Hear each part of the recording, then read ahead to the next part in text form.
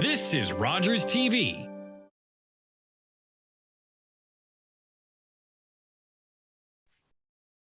I'm going to allow about a minute more for folks to join. So welcome everyone, and we'll just get started in a little bit.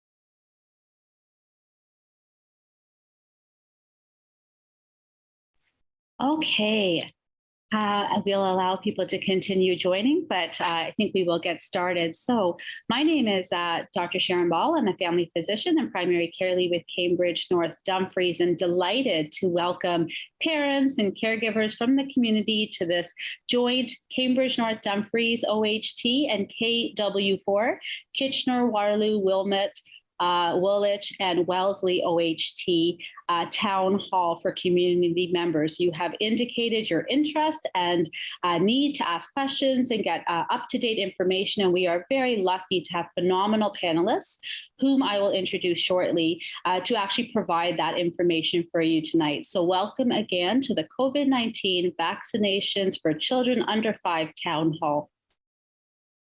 Thank you to our OHTs and all of our administrative leaders for coordinating this, and of course, for doing it in conjunction with the region of Waterloo Public Health. Next slide.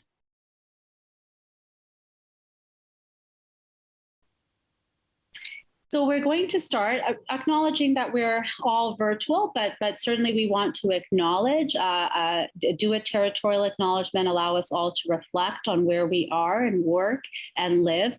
So this is the Cambridge North Dumfries OHT territorial acknowledgement that I will share with you today. We acknowledge that lands on which we gather are traditionally used by the Haudenosaunee, the Anishinaabe, and the Chinontan people. We also recognize the enduring presence and deep traditional knowledge, laws, and philosophies of the Indigenous people with whom we share this land today.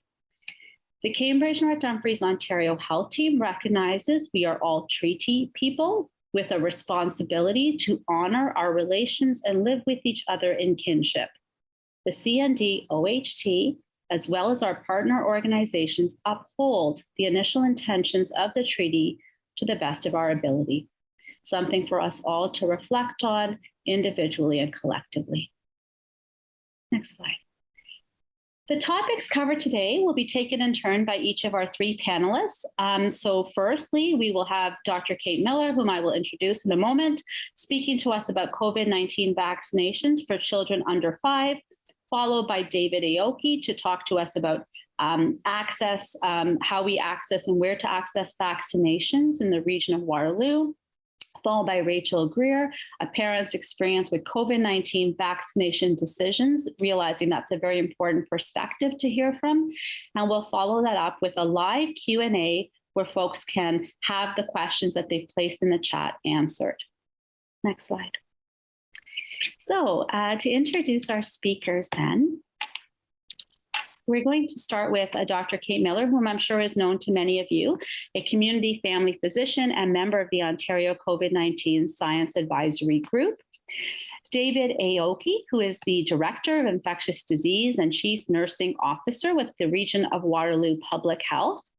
And Rachel Greer, a mom of 2 who resides in Cambridge. Her children are ages 4 and 11 months old, and we really look forward to her sharing her personal experience on making the decision to vaccinate her own children. So thank you so much for being here with us. I think there's one more slide on housekeeping, if I'm not mistaken. Yep.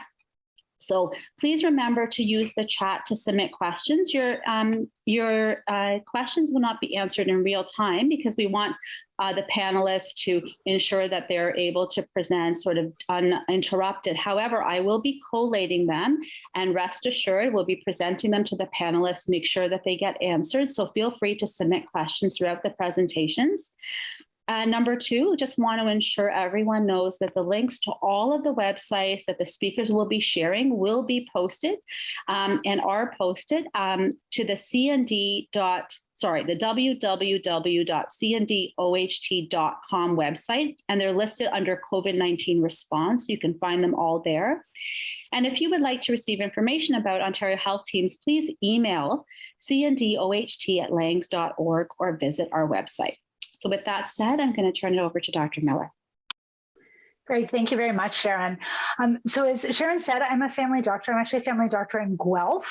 But I think when you're listening to advice of someone, it's really important to know what are they bringing to that advice, what expertise they have.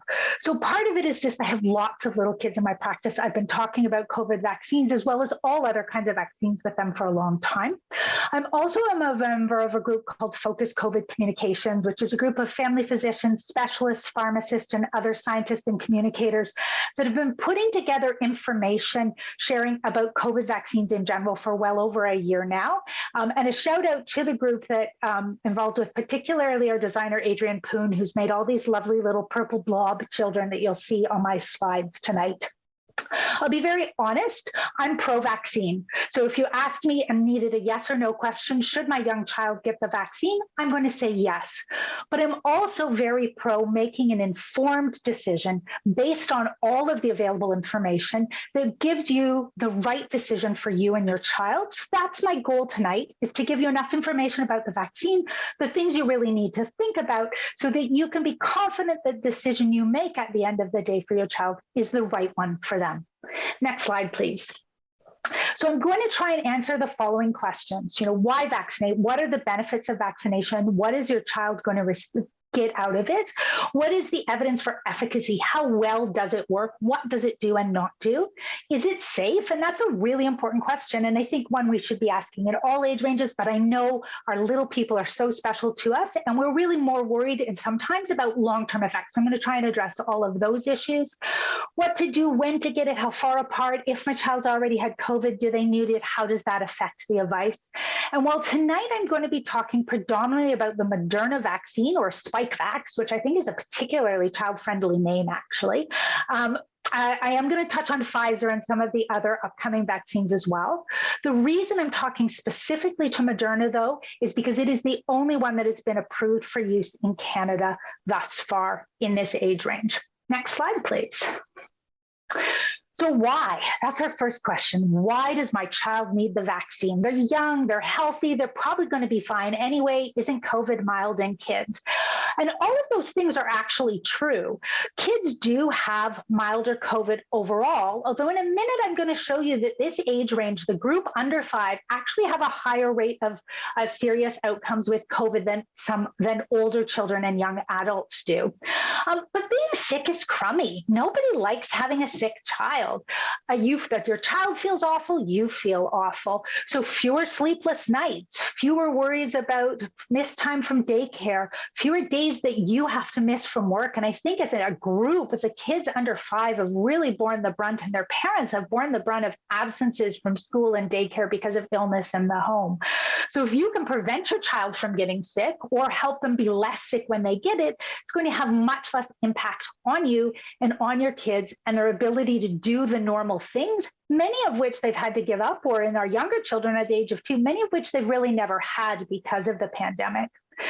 The other issue, of course, is that while the majority of children are going to have a mild illness, they're going to do well, it's going to be a bad cold, but nothing more than that, that doesn't mean they can't get seriously ill. And sometimes I think the statistics talk about death and not death and kind of make us forget that there's a lot in between. So in addition to feeling really crummy and being sick at home, COVID can land kids in hospital. COVID can land kids in the ICU. COVID can cause a variety of other serious complications that may not need hospitalization, but give your children trouble for more than just the period of the sort of acute being sick. the evidence around long COVID in kids is really very mixed. Studies with long COVID in children will be at anywhere from 5% to 50%. That seems like a really big window that makes it feel like we don't know what we're talking about or we don't know what we're doing. But that's largely because we don't have a defined answer around long COVID. We don't have this is the clear-cut definition. But certainly, up to 50% of children will have symptoms like cough or tiredness that extend beyond the 10 days of acute illness. Some of them will have effects like memory problems, brain issues. So in adults, we would call it brain fog. I'm not really sure what you call a 2-year-old who's brain fog, but already they're kind of a difficult group from a personality and sort of common sense standpoint, so could affect that as well. And so the ability to prevent those things for your kid is not just about that acute sickness, but long term. We also don't know yet what the inflammation that occurs in various systems in the body, and we know COVID causes brain inflammation and heart inflammation and other kinds of inflammation. We don't know what that's going to mean for your child 20 years from now because nobody is 20 years past their first COVID infection. So there's some possibility that there will be lasting lifelong consequences that we just can't tell you about, whether they're going to be a big deal or a little deal or not exist at all at this point. And then the other serious complication of COVID that we hope to prevent for kids is something called MISC-C, or multi-inflammatory system disease of children, which is just an overactive inflammatory response, which will result in hospitalization and ICU. Here in Canada, no child has died of MISC-C, but there have been deaths globally from it. And then lastly, by hoping to prevent COVID infections, we're hoping to reduce the chances that it will be spread on, whether that's to other members of the household, so you have everybody kind of fall like dominoes and COVID runs through the house over a period of 2 to 3 weeks instead of 5 to 10 days, or that worry that smiled stuffy nose that they had when they visited with grandma who's on chemo yesterday might turn out to be COVID tomorrow, and you're worried that you've exposed a vulnerable member of your population. So even though kids have a low likelihood of being seriously ill, there's still lots of ways that getting COVID can be bad for them. So if we can reduce that, we're doing something to their benefit. Next slide, please. So we mentioned before that this age range actually has a higher rate of serious illness than older children and young adults. And so these are data from the province of Ontario, as you can see, last updated a couple of weeks ago, because there's always a little bit of a lag in this, looking at recent hospitalizations and deaths. So this is Omicron wave related, or now into our third of the Omicron waves, but this is all with Omicron, which is when the majority of children have had COVID. And those yellow bars indicate the number of children in the time range that they were looking at who had been hospitalized in the last sort of 4 weeks, I think it is here. And you can see that the bar for the 4-year-olds on pure numbers is bigger than people in the 5 to 19 range, and about the same size on pure numbers for 20 to 39, but obviously dramatically lower than the 80 plus. However, the 0 to 4-year-old group is a lot smaller than the 60 to 79-year-old group, 4 years versus 19 years. So that green dot and the green line that you see scooping up there is actually a rate per 100,000 population. So that's to adjust for the fact that the size of these groups are different. And you can see that the green dot in the 4-year-old, 0 to 4-year-old group is actually almost as high as the green dot in the 60 to 79-year-old group. So in fact, a 4-year-old who gets COVID had about the same rate of being hospitalized recently as a 70-year-old that got COVID. Next slide, please. So what about the vaccine? So I've just sort of convinced you that maybe there's some good reasons to think about protecting your child against COVID. So how well is Moderna or Spikevax at the dose of 25 micrograms going to protect your child? So most of what we know is based on the trial that was done by the company, submitted to the regulatory authorities in Health Canada for approval. There were 5,500 children in that trial. 2/3 of them got actually the Moderna vaccine. 1/3 of them got an injection of saline, so that nobody knew who had it and who didn't until the end of the trial.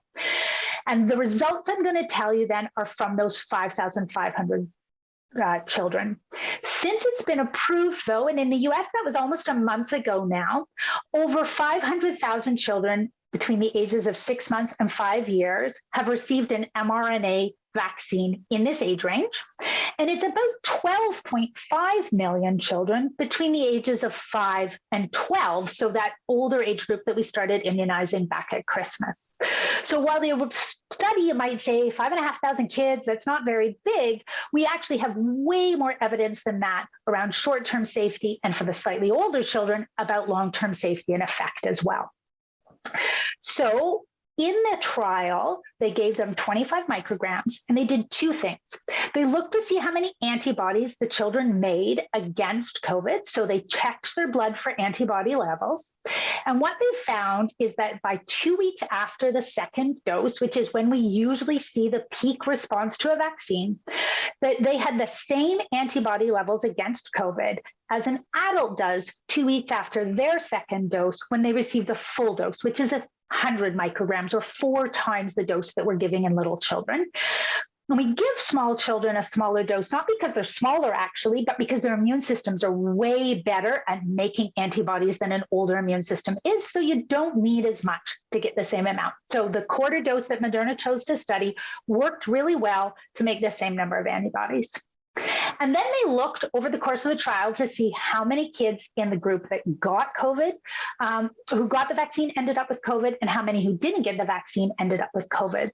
And what they found was a reduction between 37 to 51%, depending on whether we're looking at the slightly younger age group. Those under 2 had a higher protection rate, or those between 2 and 5 had that slightly lower protection rate at 37%, preventing infection.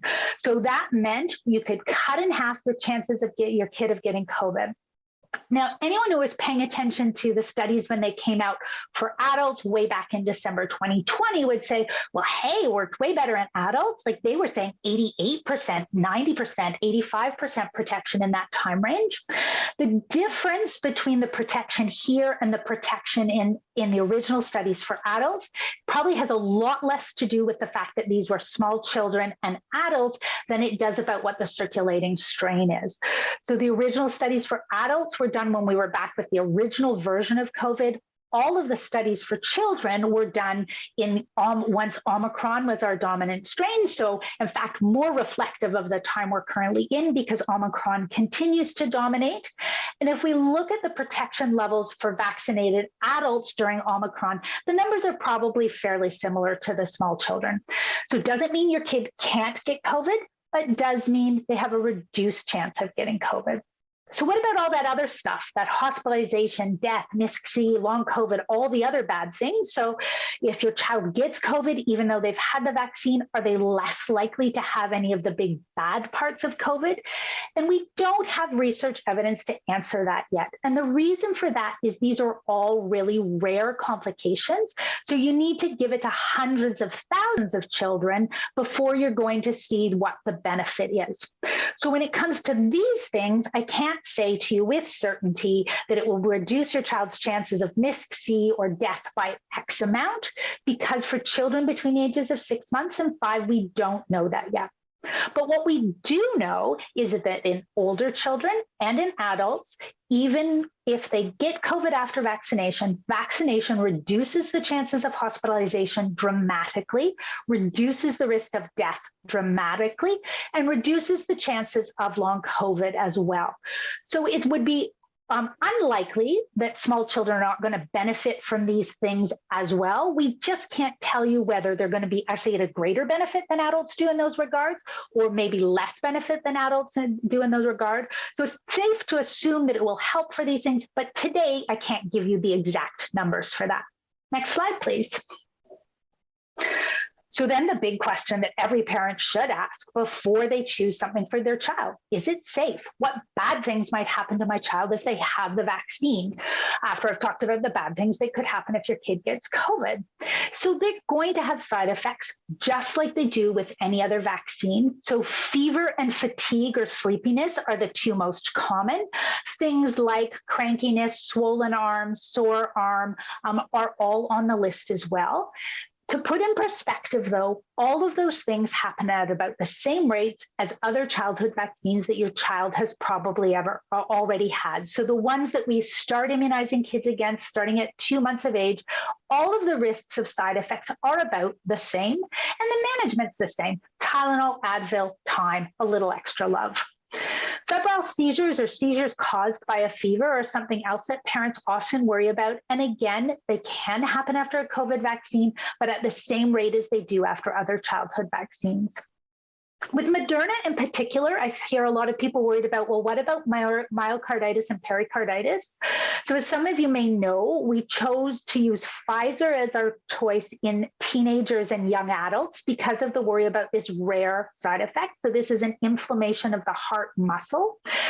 Moderna is part approved for this age range because it's the only one available at the moment, but we're not worried about it causing myocarditis and pericarditis in really young children in the same way that we are with teenagers. And that's because myocarditis in general, all the different things that can cause it, do it far more often in 16-year-olds. And it's really rare to happen for any of the other reasons that we could then in this age range. And we know looking at myocarditis in older children, so ages 5 to 20, that the peak rate of myocarditis is at age 16. And by the time you get down to age 5, so just above the group we're talking about today, the rate is very low. There have been no reported cases to date. At some point, we will probably give enough children this vaccine that 1 or 2 of them may get it, but we're not concerned that it's going to be super worrisome. And then we put it into the context of the fact that it is usually short and mild when it is vaccine induced, but the COVID infection itself can also give children myocarditis and pericarditis, and that is way, way, way more common and generally much more severe from a COVID infection. So the vaccine is less likely to give it to you than the infection is.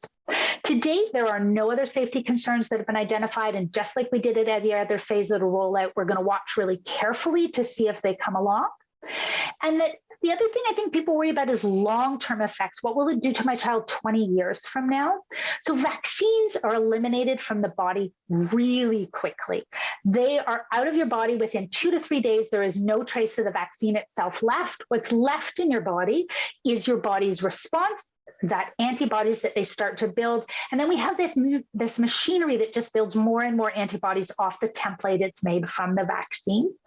Well, we haven't been using this vaccine in small children for a long time. We have been vaccinating children for into the hundreds of years now. And to date, there has been no vaccine that has been shown to have long-term effects. So there's no reason to think that there will be long-term effects with this vaccine either. Next slide, please. Next slide, please. Oh, goodness. Oh, there we go. Perfect. For a minute, I thought maybe I would dropped.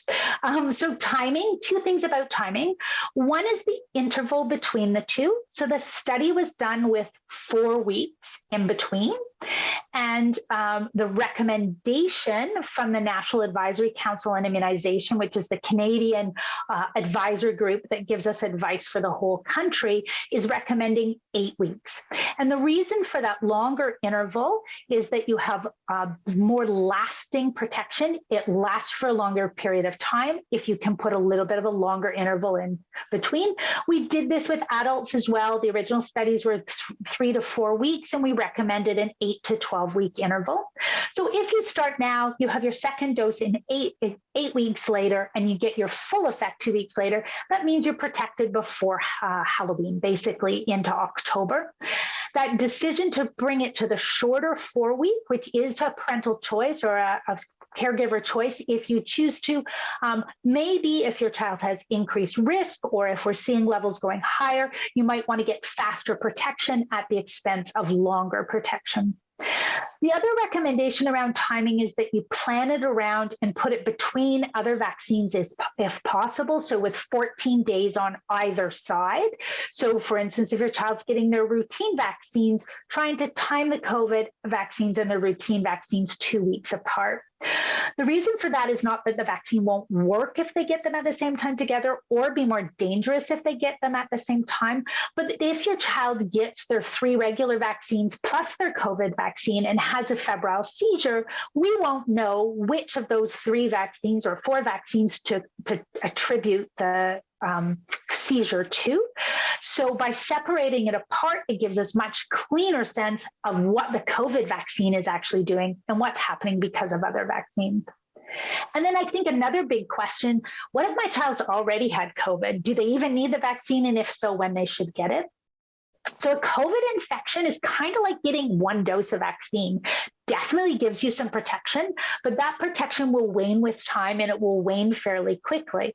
So having a COVID infection and then getting the vaccine afterwards is the same idea as having multiple doses of vaccine. You build a stronger and more lasting protection.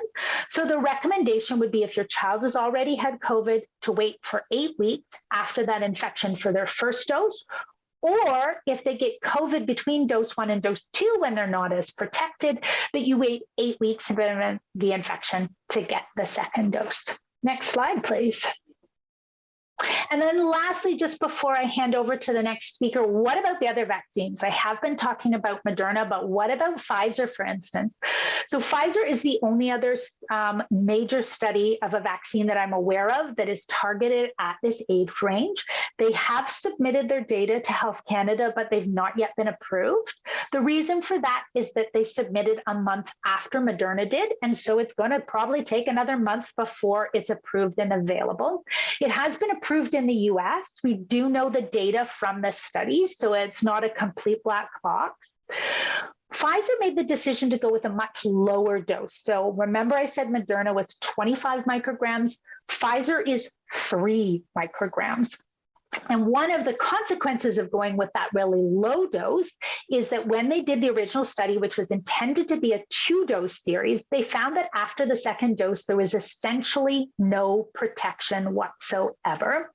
So they went back and they added an extra dose in, saying every time we introduce it, we know you get more antibodies. So if we give a third dose, can we get enough antibodies? And yes, with the third dose, you do get enough antibodies to have some protection. That study showed an 80% protection, better than the 50% I just said about Moderna, but we're kind of comparing apples and oranges because there was much, much more disease around by the time the Pfizer study was done, which may make it look a little more effective than it would be at a time when disease rates were low. So we can't really say it's better overall. I mean, my guess, it doesn't really make sense that 3 + 3 + 3 is better than 25 + 25. So my guess is they're relatively equivalent, but we don't have a study that can back up my guess. It's just a guess. But there is a delay. So it's 12 weeks, even at the shortest intervals, which would be 1, 4, and 11 weeks. And the recommendation for Pfizer would be 1, 8, and 16 weeks. So even if you go as fast as you can with Pfizer, it's going to take a little bit longer. If you go with the recommended interval, it's going to take even longer. And you might be waiting up to a month from now before you even get that first dose. So with Pfizer, being protected by Christmas is about the best you can aim for. Pfizer did have fewer side effects reported from their study. I think that's probably a real difference, and that's related to the dose. And then the other thing is, I think lots of people for themselves as adults are kind of waiting for these updated vaccines and the Omicron-related vaccine and wondering, should I get my 4th dose now or should I wait till those are available? Those vaccines will be available for children, but not this year. Probably the earliest we'll see an updated vaccine available for children broadly, and especially for this under 5 age range, is going to be next year. So really right now, the decision is Moderna now, wait for Pfizer, or choose not to have your child vaccinated at all. And so hopefully after you think through all of that, you come to a decision, you've decided you want your child to have the vaccine. Now you need to know where to go. And that's why I'm going to hand over to David, who's going to walk you through how you can access the vaccine in the area. Thank you, Dr. Miller. I will hopefully give you some information about where, starting tomorrow, you will be able to get the vaccine should you choose to in the region. So in our region, we do have approximately 32,000 children that are aged 0 to 5. We have been working with our healthcare partners, anticipating that this summer we would be getting approval and getting vaccine locally. So we are ready to start right away. We We also understand that every parent will have a different lens on the approach that they take to immunizing their child, and we want to be ready to immunize when parents are ready to make that decision. We know there will be early adopters who will want to get it tomorrow, and then we know there are people who will want to take a wait and see approach, or consider having discussions amongst themselves, amongst their family, amongst their primary care provider, and trusted decision makers. And we understand that. And similar to what Dr. Miller said, really, we are about having an informed consent approach when you are immunizing. And so we will be taking that approach through our clinics. And we also want to recognize that there are parents who may want the vaccine, but that have barriers in place in accessing vaccine. And our strategy really over the course of the pandemic has been to try and break down those barriers with the Regional Waterloo and provide many options for parents and many modality types of clinics so that they can get the vaccine when they feel comfortable. Next slide, please. So when will it be available? The vaccine will be available starting tomorrow. We are now at Regional Waterloo clinics are using the provincial booking website for vaccine appointments. The link is there. For those that cannot access online, they can use the provincial vaccine call center. The number is on our website. It is 1-833-943-3900. And we will have appointments available for children starting as early as tomorrow at regional clinics. We expect that the first day or two, tomorrow and Friday, we will have limited appointments, and then they will start to expand as we get into the weekend and early next week. We also can say that partners such as pharmacies and some primary care officers who are participating will have vaccine starting tomorrow and maybe booking appointments as early as tomorrow as well. And so if that is the choice route that parents wish to go for vaccination, then we encourage you to reach out to your primary care officer and office and see if they are participating, or your local pharmacy. We are planning to hopefully work to post pharmacies that are immunizing 6-month to 5-year-old children on our website as well to make the search a little easier for parents. Next slide, please. So I will unfortunately repeat a little bit of information and not as eloquently probably as Dr. Miller, but we will be locally using Moderna right now. It was approved 2 weeks ago by Health Canada, and it is for 6 months to 5 years. The dose is the half dose of the vaccine that's used for the 6-year-old to 11-year-olds. It is a 2-dose series primarily.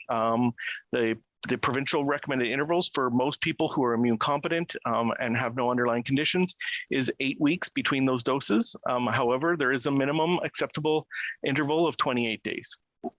For people or for children who may be moderately to severely immunocompromised, they are recommended to have a 3-dose series, similar to other moderately to severely immunocompromised persons in older age groups have received.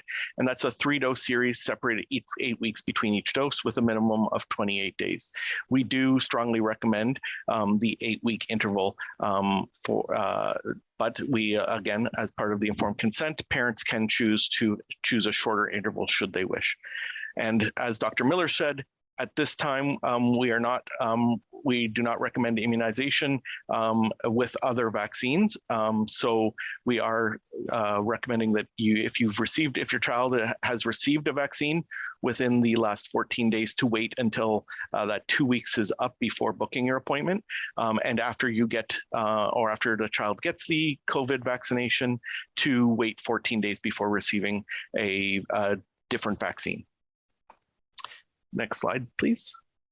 So very briefly, and not as in much detail as Dr. Miller, safety for Moderna vaccine is that there are no new or unexpected events associated with the 0 to 5 child dose from the Moderna vaccine for other ages. The most frequently reported reactions includes irritability, crying, pain, sleepiness, and loss of appetite. For those who are 3 years to 5 years of age, fatigue was the most frequently reported symptom. Next slide, please. And then again, as Dr. Miller said, we do expect the Pfizer vaccine. We don't have a time frame on that. It's not yet approved by Health Canada. It will be following the same age group. It is a 3 microgram dose, and it will be a 3-dose series. The interval of 8 weeks, right now, again, we don't have recommendations from NACI and the province, but we do expect that it will be based on US approvals, an interval of 8 weeks between doses. Next slide. So this is really what I'm here to talk about. So the rollout for young children, of vaccination of young children in the region. So as most of you may be aware, we have stood down our mass immunization clinics, and that was done knowing that the next group that would be eligible, and the last group that will be eligible that wasn't previously, was very young children.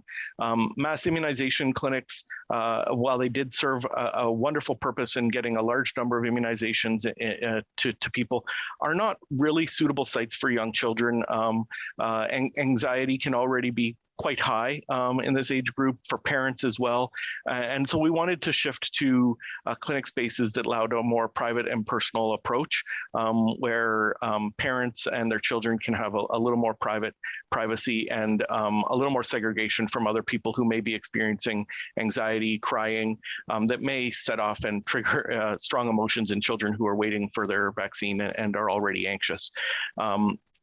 So we will be using smaller fixed sites. We have our clinics at 99 Regina Street South in Waterloo, 30 Christopher Drive in Cambridge, as well as 99 Beechwood Road in Cambridge as well, that we will be rotating through. And we will be continuing to work with our community partners to offer other mobile options. So we have been using to great success regional library space, and we will be continuing that. And we will be getting our vaccine bus going out into rural communities, neighborhoods, again, where access to pharmacy or primary care may be limited, or parents may not have the ability to access the vaccine at one of the fixed sites. For the most part, over the course of the next 4 to 5 days, we will be using those fixed sites, and then starting as early as next week, we will be getting our mobile teams out and doing more local community clinics in different areas. The best place to stay up to date on where those clinics will be through our website, as we update that as soon as we have new locations booked and ready to go. We will be using also different spaces for the immunization, similar to what we did for the 5 to 11-year-old. We will be partnering with some community organizations like Kids Ability to provide sensory safe environments, and for those who may have issues getting vaccines in other settings, where they can be done in a more controlled and safe setting for them. So stay tuned to our website for when those clinics are available and booking for those through those clinics. Our main priority for this age group is providing parents and children a safe and comfortable space, because we know that's critical for this age group. And so that's why we are choosing to have things look a little different than our previously used large immunization sites. Next slide, please. So we do have on our website some videos that will help you prepare your child for vaccine. And I think we have a parent here that will be going next that will help share some of that. But it really is important, as you know, for not so much for the 6-month-olds, for the 4 or 5-year-olds, for parents to prepare their children for vaccine, and that may be different for every family. So how you help an anxious child is obviously dependent on that child. So every child will have a different experience, and parents will know what's best to provide that environment for children. So if there is something that at one of the regional clinics that you feel your child needs in order to feel supported, please make sure that you talk to the nurse or the clinic staff when you arrive, and we can help try to make that experience as best as possible for your child. The one other thing before I turn the presentation over to our parent partner is just a couple resources. I've already mentioned our regional website, which will have up-to-date information on clinics. It will also have information for helping parents to guide decision making, and like I said, we have a video on how to prepare your child for a vaccine. But another resource that parents can avail themselves of is the Hospital for Sick Children vaccine consult service. It has bookable appointments where you can speak with a healthcare provider and have an open conversation about the COVID-19 vaccine. And the way to book an appointment is through sickkids.ca/vaccine consult.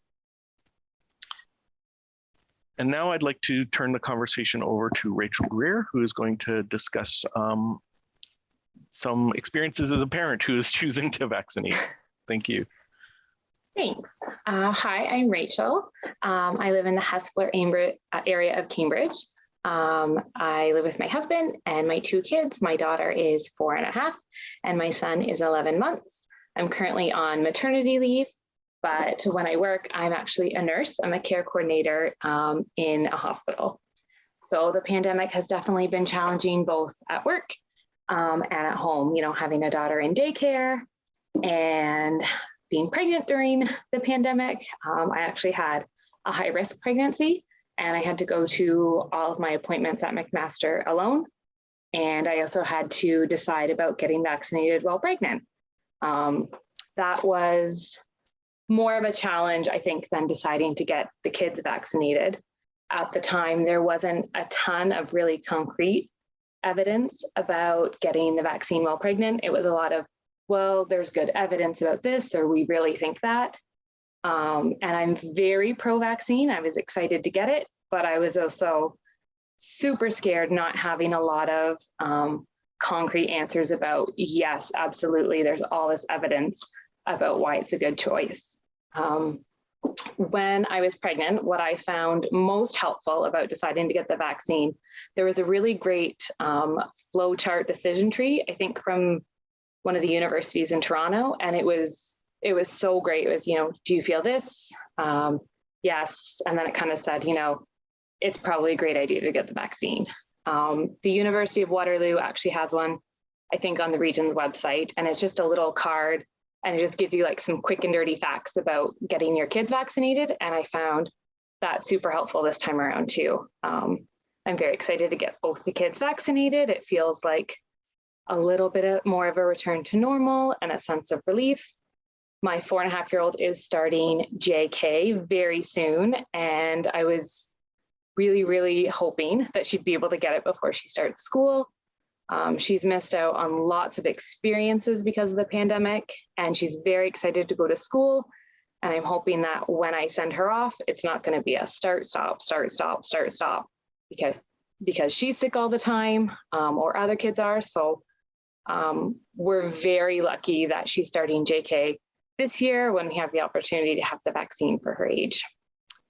And in terms of my 11-month son, he will be starting daycare in a few months. And just the same with my daughter. I'm really looking forward to having just that extra protection. It doesn't mean they won't get sick, but I hate when my kids are sick. It's more work for me, and it's very sad for them, and it's much harder to take care of like really littles when they're sick. You can't do all the things for them. You can't give them all the medicines that you can do when you're sick. So it's just such a relief. And even hearing all the information tonight, I just feel so much more confident in my decision that this is, I'm making a thoughtful decision.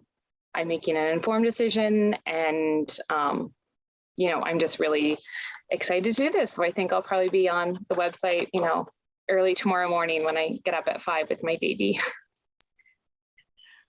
Thank you. I remember those days. The 5 o'clock between medicine and parenthood. It's really the early mornings. Thank you very much, Rachel. I'll invite Dr. Miller and David back on the screen. So thank you to, first of all, our panelists for sharing your information, your perspective. Rachel, I think that's really helpful. We've had lots of questions come in. So if it's okay with you, I'm going to launch right into them. First question, any comment regarding transmission after vaccinated. So basically, to summarize a couple of questions, will a vaccinated child be less likely to transmit COVID?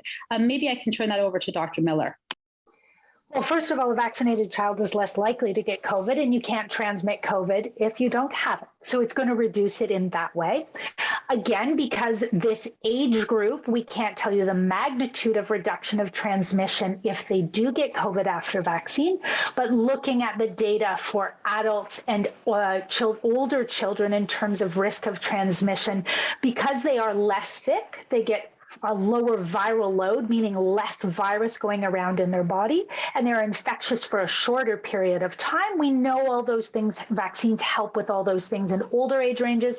So they're going to help whether it's more or less in this age range or the same. That piece I can't tell you, but it will help reduce how much virus they have, how long they're able to spread it, and therefore will reduce transmission as well through all of those ways. Thank you for the thoughtful answer. Maybe I'll follow up with another question directed towards Dr. Miller. How long does natural immunity last? So a few different questions on, for example, a parent commenting that their children have had COVID not that long ago, had some mild illness, and really what's the rationale for them to get vaccinated?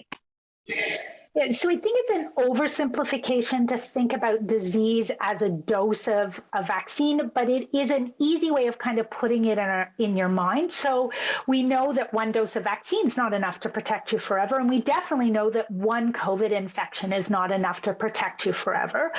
The rate of reinfection depends on a lot of things, but one of them is the time gap between when you got it the first time and when you're exposed the second time, as well as how much COVID has changed in that time. So COVID changes a lot. It changes fast, just like all the other viruses in its family that have been around longer. So the shortest interval between reinfections on record is about 21 days, but usually it's 8 to 12 weeks. So that's why the recommendation for waiting after illness to get vaccinated is around 8 weeks, because we know both that the infection you had is going to protect you for that period of time, and because the protection you get from the vaccine is going to be better when we have a longer gap. That doesn't mean at 8 weeks it stops protecting you. It's not a light switch. It slowly fades over time, and because the virus is changing over time, what you're being exposed to, the further out from your infection is. So it's like flu shots. We get them every year because the protection we got from the year before is okay, but not great. COVID vaccines have a very similar approach because COVID, the virus that causes COVID, is a lot like flu. It changes all the time. Thank you, Dr. Miller. A couple of questions for maybe directed towards David. Will there be any outdoor clinics or indoor mask mandatory clinics for the less than 5-year-olds? Thank you, Dr. Ball. So we are working on multiple modalities. So right now, the initial phase will be at our fixed sites. They will be indoors. We don't mandate masks at our sites following the provincial guidance. However, it is something that we will continue to monitor depending on what is going on locally with COVID and COVID infections. As far as outdoor clinics, we will be planning to use the bus. It's not strictly outdoor, and we are looking at other modalities, but no strictly outdoor clinics are planned at this time. Thank you. Another question from a participant is, how do I give informed consent for my child to receive their second dose at 4 weeks versus the 8-week interval? Is this done at the vaccination site? So David, Dr. Miller, whomever wants to answer that. I can start, and if Dr. Miller has any. So we do, parents can book their second dose appointment as long as the minimum interval has been met.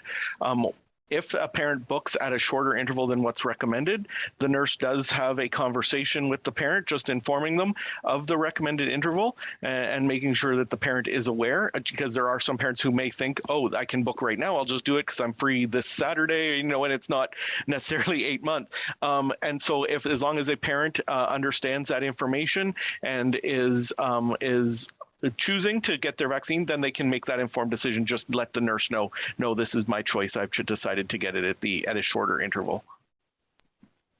Thank you. A question maybe again for yourself would be, how do we know when family doctors' offices will receive vaccines? So this person actually comments that their family doctor directed them, which is lovely, to this particular webinar because they didn't feel that they had quite the amount of information that they required. Great question. So we have been working with healthcare partners, as I said, over the last few weeks, and over the course of since December 2020 when we started rolling out vaccines.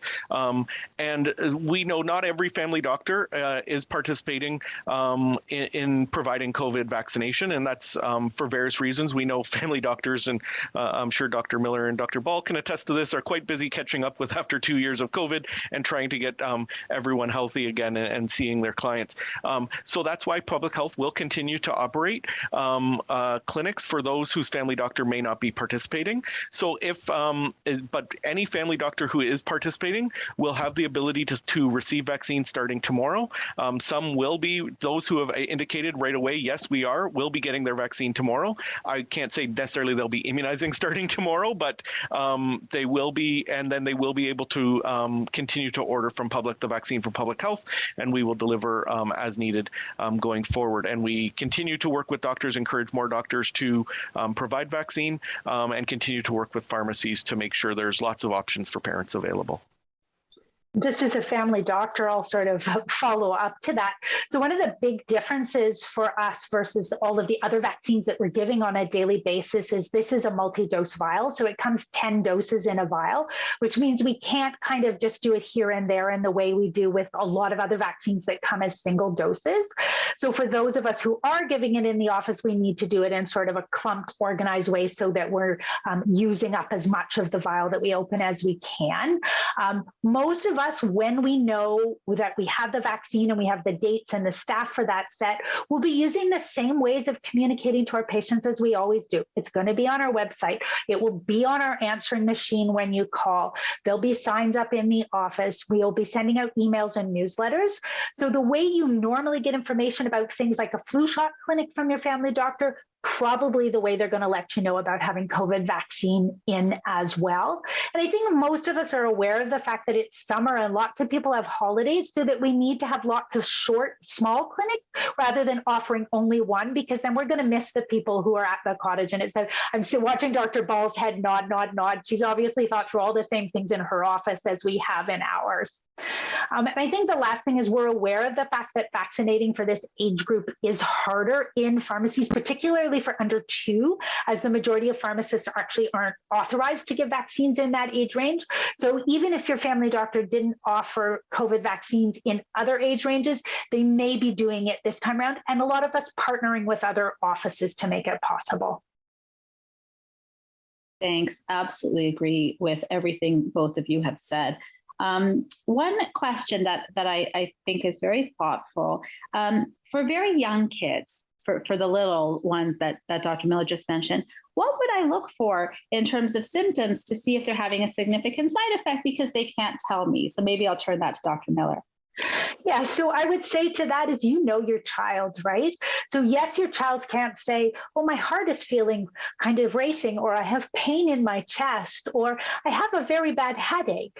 So, but when your child's been sick before, you know what they look like when they're kind of sick, when they're moderately sick, and when they're, I think I need to go to the emergency department with this child sick, even if you don't know what it is that's going on them to make them look like that. And in fact, that's not just me expressing opinion. There's actually really good scientific evidence that the parent that says there is something really wrong with my child is often right, even if they can't tell what it is. So you're doing all the things you would do with a sick child, treating them with Tylenol and Advil for pain or fever, monitoring them carefully. And if they're not getting better after the medications like you think they should, if they're breathing funny, if they're floppy, if they're not eating, all the things that would normally make you worried that your child is too sick, those are the same reasons that should make you worried that your child is having a significant reaction to the vaccine. Thank you. A question. I have a newborn 4 weeks that is breastfeeding. I would like to understand if I should be getting my 4th dose, if my daughter should be getting her 1st dose, or if we should be getting both these doses. Really thoughtful question, and certainly something I've heard from patients. So I'll turn that over as well to perhaps Dr. Miller to address, and others particularly to add if they have anything after Dr. Miller addresses. So for your child, choosing to reduce their chances of getting COVID means that you're giving an option that reduces the chances that they bring COVID home to your newborn who's still too young to get vaccinated. So I think your newborn is actually an added reason in that decision, weighing pros and cons to reduce the chances that your older child brings COVID home, because the most common place that young children get COVID, viral illnesses of all kinds from is from their older siblings. And then for you as the breastfeeding parent and deciding, should I be getting it for the benefit of my child, the evidence there is really clear. There is no vaccine into the breast milk itself, but there are antibodies into the breast milk itself. So reducing your chances of getting COVID reduces the chances you're giving it to your child, and you're probably going to give your child some protection through the breast milk. Thank you. A question for David, and I would love to hear from Rachel as well, just in terms of your thoughts. Will the regional clinics have a kid-friendly atmosphere like 5 to 11-year-old clinics did? Something that was very joyous in the family physician office when we were running was how to make it really special for the kiddies. And I know that the regional clinics also really paid attention to this. So fantastic question, David. And I would love to hear Rachel's suggestions for what would be helpful in terms of how those clinics might look like. Yeah, so we are planning to have kid-friendly options available for kids. These spaces are a little different than the mass immunization sense, and I will say these spaces that we're using, like our 99 Regina space, is where we do our routine immunizations for all ages normally. So we do have some ability to have some items for kids. What I would say, because we're dealing with, it's a much different, 5 to 11-year-olds while they have very different tastes, they can generally get along with very similar things in kid-friendly environments. Certainly a 1-year-old and even a 5-year-old will have very different tastes in what will get along. We would encourage parents to bring things that will help occupy their child, distract their child. Distraction is a great thing for immunization.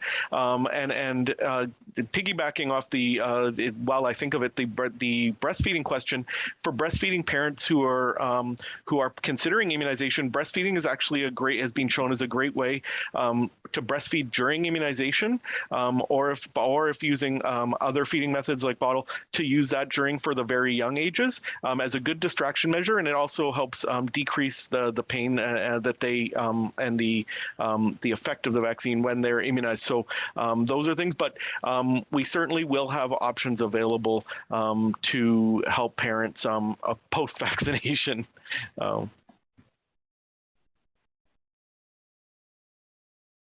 Rachel, any tips that you would like as a parent that any of us, Dr. Miller, David, myself, might think about sort of including, or any final comments before I wrap up?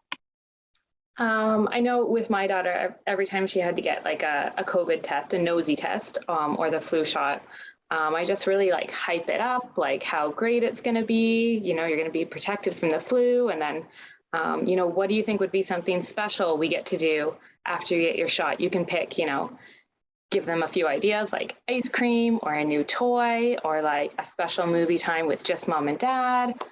So those are things that have mainly been successful with us. And I think you're right. It's a collective effort to contextualize this visit for parents to make it a positive experience alongside with the provider. So wise words from Rachel. This has been an incredibly a great deal of information in a very short period of time, delivered really succinctly, tons of questions that we've gotten through. So thank you to our panelists. We want to continue answering your questions. If you have specific questions about COVID-19 vaccinations for your child, visit the Sick Kids COVID Vaccine Consult Service website, the other websites. And remember, vaccination is what we do, what we discuss in primary care, just like you ask about any other vaccination since your babies have been born. Really, this is no different. ask your family physician, your nurse practitioner, your primary care team, your health provider, and they'll be able to direct you to the appropriate resources, and obviously be able to hopefully allay concerns and questions that you have by answering them thoroughly. So just thank you to the panelists again. Thank you for all of you for taking time with us for the hour. And I'm actually quite delighted to keep our track record of ending on time. So 1 hour, and thank you again to Dr. Miller, to David Aoki, and to Rachel Greer. Really appreciate it. Have a lovely evening.